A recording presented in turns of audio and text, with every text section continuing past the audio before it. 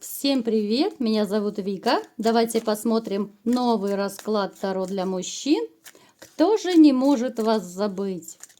Как всегда, настраивайтесь на расклад. Для энергообмена ставьте лайк, подписывайтесь на мой канал, делитесь видео с друзьями, пишите побольше комментариев для продвижения канала.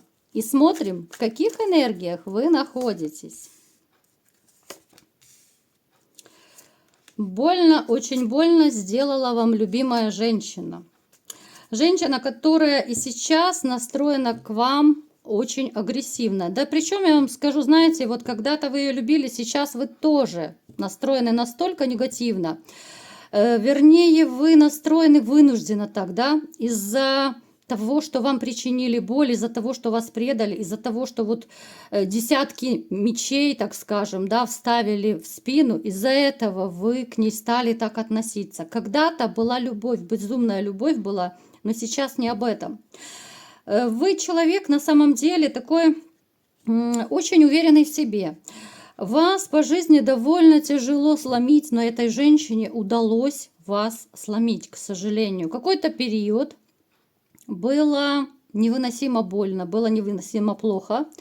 Кто-то сейчас находится в таком положении. Опять же, помним, что это общий расклад, да, у каждого свои сроки. Кто-то давно разошелся, кто-то недавно, поэтому проигрывается у всех по-разному. Вы вообще по характеру довольно рисковый такой человек. Можете, ну знаете, порой ва-банк идти, вот поставить на кон все. Вы любите, даже может проигрываться какие-то, знаете, то ли экстремальные виды спорта, может быть, занимались какими-то такими видами спорта, что-то такое, но экстремальное было в вашей жизни. Сейчас немножко, может, поутихло, да, но раньше особенно было очень много адреналина, экстрима, особенно это было по молодости. Вы человек, который, в принципе, довольно неплохо зарабатывает. Я не могу сказать, что у вас есть какие-то финансовые проблемы. Но другое дело, что вы сейчас вынуждены эти деньги тратить исключительно там, на себя. Да? У кого есть деньги, вы детям помогаете, там, родители у кого живы. Я не скажу, что вы готовы вкладываться в новую женщину. В принципе, я ее даже не вижу рядом, да, вот такую вот любимую женщину. Кто знает, кто смотрит мои расклады, то уже в курсе, что я именно беру вот серьезные отношения. Вот эти однодневочки, я даже не обращаю внимания на эти вот романчики. И стараюсь, ну так, вскользь о них говорить. Вы не готовы внутренне к новым отношениям. Вы не готовы вкладываться в новую женщину. Вот реально не готовы. Давайте смотреть, почему. Ну, это опять же, это все идет из прошлого. Это из прошлого. Несмотря на то, что вы довольно щедрый человек. Я не могу сказать, что вы просто жадина-говядина. Нет, ни в коем случае.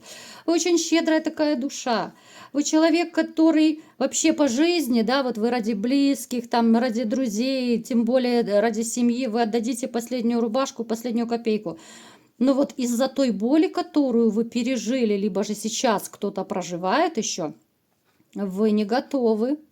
Вы даже, знаете, вот внутренне не готовы открыть свою душу и сердце к новой женщине. Хотя вам порой бывает очень одиноко.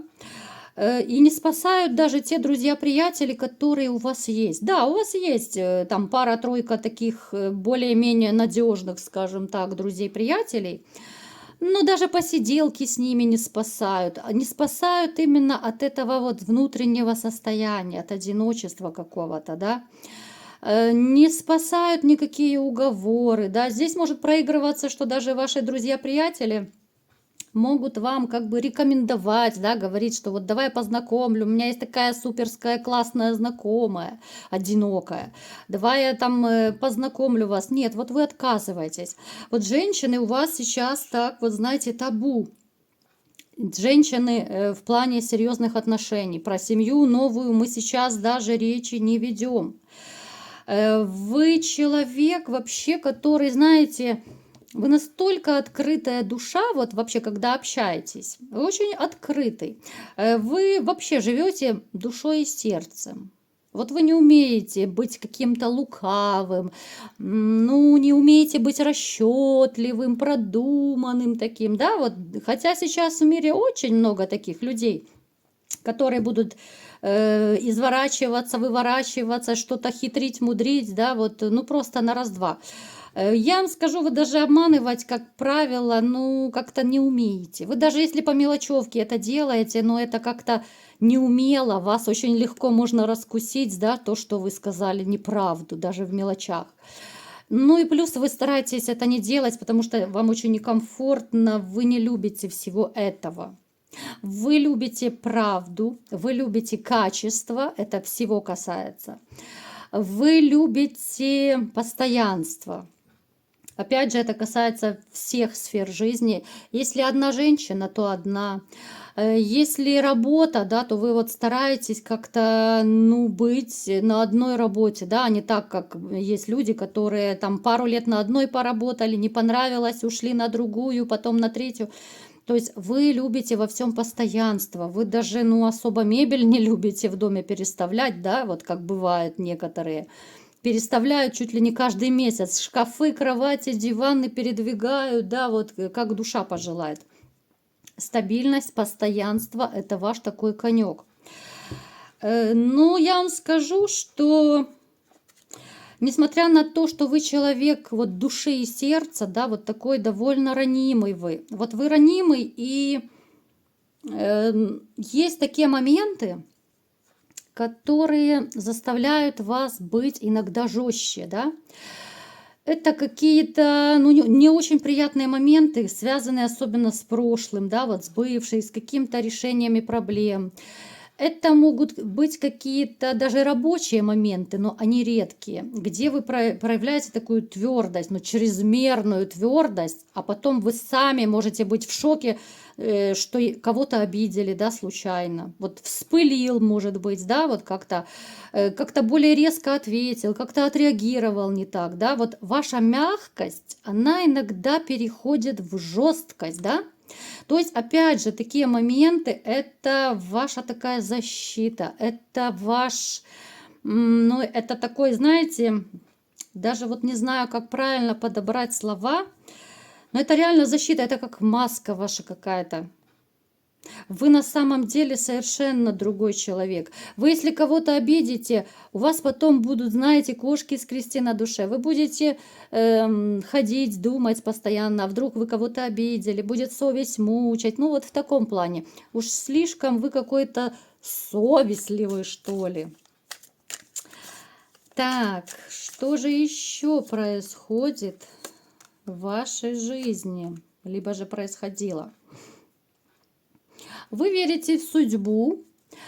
Я вам скажу, что в вашей жизни бывали такие какие-то события. Может быть, как раз после этих событий вы поверили в судьбу. Это могут быть какие-то мистические дела, да, вот, ну, опять же, у каждого будет по-своему проигрываться. Это какая-то мистика, какие-то случаи. Это, ну, знаете, бывает на волосок от смерти человек и каким-то чудом спасся, либо же еще какие-то истории, их очень много может быть. И вы реально понимаете, что это, ну, как будто вот свыше вам помогли, да, вы начали верить в то, что вы раньше не верили. Я не могу сказать, что вы полностью поставили крест на женщинах. Нет. Вот полностью вы не поставили. Вы все так же обращаете внимание на женщин. Вы все так же отмечаете, что вот пошла там симпатичненькая, фигуристая, да, вот. Но то, что вы пока не готовы, ну не очень готовы, так скажем, да, вот к новым отношениям, это однозначно. Давайте-ка будем теперь разбираться, кто же не может вас забыть. Какая же женщина пришла к нам сегодня на расклад? Это женщина, которая была когда-то, ну, в вашем прошлом, да? С этой женщиной могут быть связаны не очень приятные моменты. Хотя я вам скажу, что здесь не одна женщина проигрывается. Мы сейчас поговорим о обеих. Первая женщина, которая пришла к нам на расклад, это, ну я так подозреваю, это ваша бывшая. С ней разрушение, с ней башня, с ней разбитое сердце, измена и все, что к этому относится. Да? Это боль, это совместные дети могут быть. Это женщина, ради которой вы когда-то были готовы и в огонь, и в воду, так скажем. Почему она не может вас забыть? Давайте-ка посмотрим. Несмотря на то, что, смотрите, несмотря на то, что вы уже как бы далеко, далеко не вместе, она понимает, что вы, наверное, были самой большой любовью в ее жизни. Вернее, даже не так. Вы были человеком, который любил ее больше всех. Ну, больше всех мужчин, так скажем, да, которые встречались вообще в ее жизни до вас, после вас. Она прекрасно понимает, кого она потеряла. У нее периодами бывают какие-то нотки ностальгии в душе. Она об этом мало кому говорит, это ее такая маленькая тайна. Это на уровне каких-то мыслей, на уровне воспоминаний, да, вот таких самоистязаний. Вот она сама себя периодически ругает, что вот она вас потеряла. Потому что вы наполняли ее как мужчина во всех смыслах слова.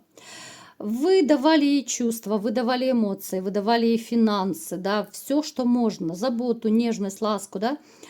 Хотя были у вас разные периоды. Не будем сейчас об этом сильно углубляться. В принципе, у нее тоже есть претензии к вам, но это уже тема совершенно другого расклада.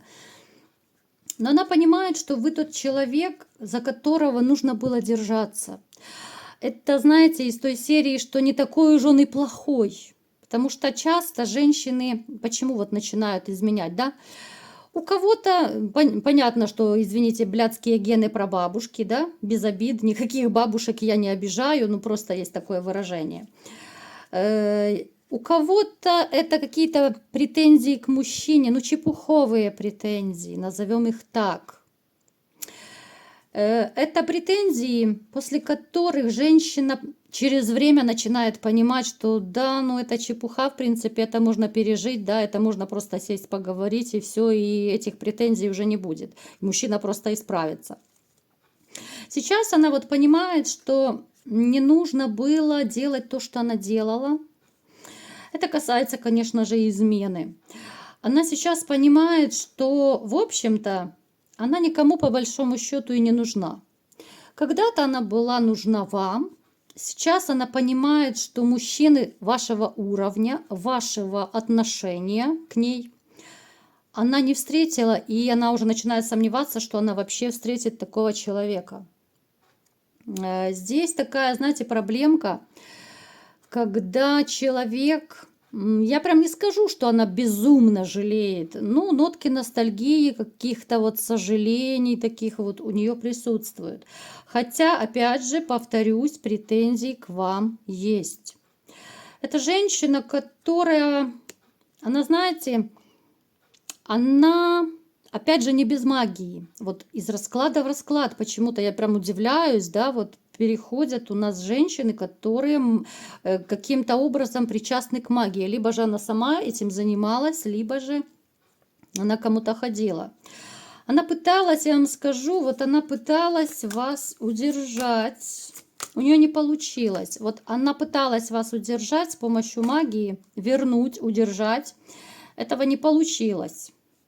Видно, либо же дилетанты ей попались, но если она сама это делала, значит тоже она не очень такой хороший специалист в области магии. У нее не получилось вас вернуть и не получится.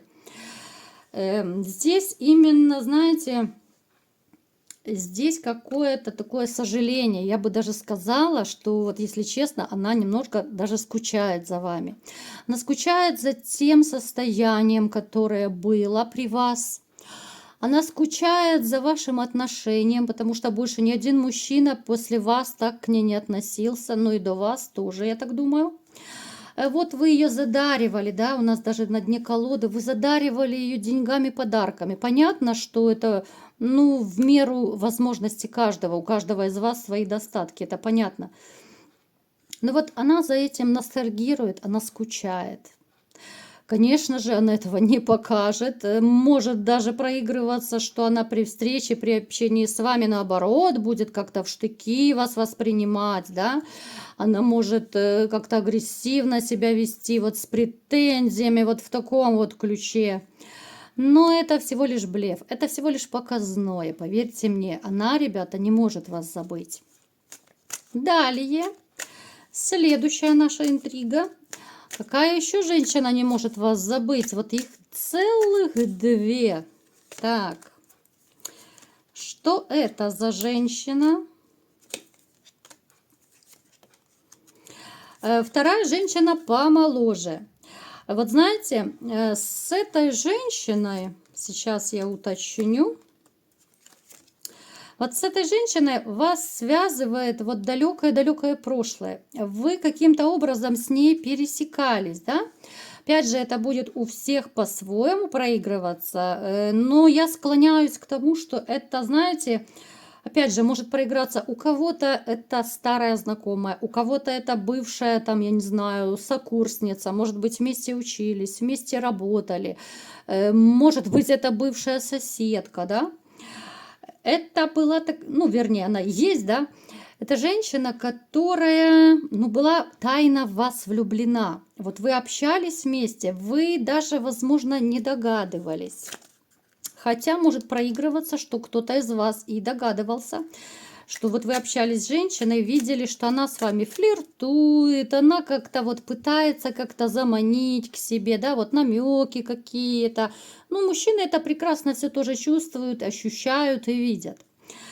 Она, знаете, она одинокая, у нее был мужчина, но она разошлась, она одинокая, и вот она не может вас забыть, потому что вот с вами, когда вы раньше общались, да, вот пересекались с ней, вот как-то и было настолько комфортно, настолько вот по-родственному тепло вы общались. Даже если это было какое-то просто вот дружеское общение, да, вот она могла вам излить душу, она могла с вами поговорить о тех вещах, о которых она далеко не каждому могла рассказать. Ей очень не хватает вашего общения. Давайте-ка посмотрим, вот все-таки уточним, общаетесь вы с ней сейчас или нет, вот просто чтобы вам было легче. Общаетесь вы сейчас или нет? Сейчас даже, может быть, и не общаетесь. Смотрите, может у некоторых проиграться, что у вас даже постель с ней была. Опять же, общий расклад, может даже такая штука быть. Но опять же, это такой привет из прошлого. Ей очень не хватает вашего какого-то вот, ну, душевного тепла, что ли. Потому что, знаете, как бывает, даже вот возьмем без постели.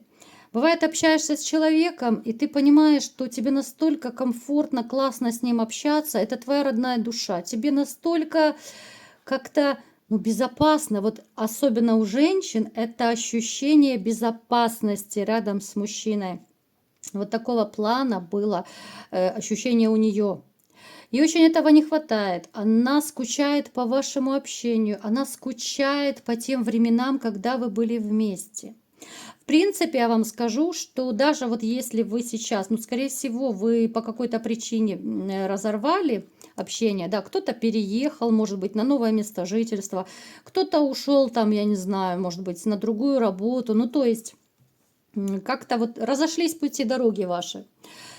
И сейчас вот вы можете, в принципе, знаете, то ли через соцсети, если у кого есть, ну, если вы поняли, о ком идет речь, если у вас, может быть, телефон остался, там, я не знаю, общие друзья, знакомые, коллеги, может быть. То есть вы можете найти эту ниточку, которая вас связывала, вы можете как-то снова выйти на контакт. Сейчас интернет – это большая сила, можно найти друг друга и на другом конце земного шара. Поэтому смотрите, с этой женщиной можно возобновить связь. Что будет с ней, если вы возобновите связь? Ну, смотрите, здесь можно зажигать по полной. Вот если вы возобновите связь, да, вот кто понял, проанализируйте, с кем вы перестали общаться, да, с кем вы тепло общались, вот как я описала только что, чтобы уже не повторяться второй раз. Вы можете наладить общение, даже это может перейти в отношения. Женщина, с которой вот вы общались, да, вот о которой я только что говорила, она довольно сильно изменилась. Она даже как-то повзрослела, да, вот она похорошела. Она стала более уверенной в себе, но она вас не забыла. Плюс у нее нет семьи, она все так же одинока, да, ну, какие-то романы были у нее, но сейчас она, в принципе, одинока. Поэтому дерзайте, вспоминайте, кто это был, да, вот такой привет из прошлого. Снова вы не уснете, снова я вас заинтриговала, будет вам почва подумать.